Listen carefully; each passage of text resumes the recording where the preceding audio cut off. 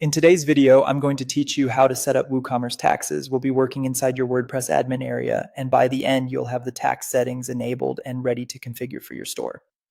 This is an important part of setting up WooCommerce because taxes affect how prices appear to customers and how totals are calculated during checkout. Even if your tax rules are simple, it's worth taking a few minutes to set this up correctly.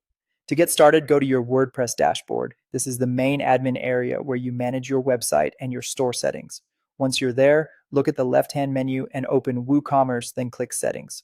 Inside the Settings area, select the General tab. In the General Settings, scroll until you find the option labeled Enable Tax Rates and Calculations. Check that box to turn on WooCommerce's tax features. This step is essential because the tax settings won't appear until this option is enabled. After checking the box, make sure to save your changes. If you skip saving, the tax tab may not show up, so it's always a good habit to save before moving on. Once your changes are saved, go back into WooCommerce settings and open the tax tab. Now you'll have access to the tax configuration area. This is where you decide how WooCommerce should handle taxes across your store.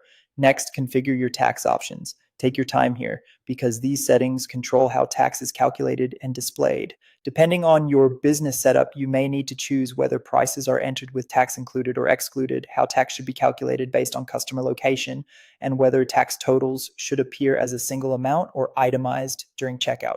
These choices should match the way you want your store to operate and how you need to present pricing to customers.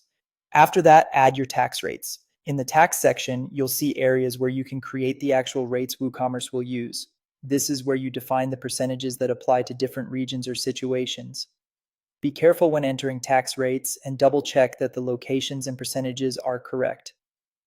A small mistake here can affect every order, so accuracy matters. Once everything is in place, review your settings one more time and save your changes. That's it. You've successfully enabled WooCommerce taxes, configured your tax options, and added tax rates to your store. If needed, you can always come back later and update these settings as your store grows or your tax requirements change.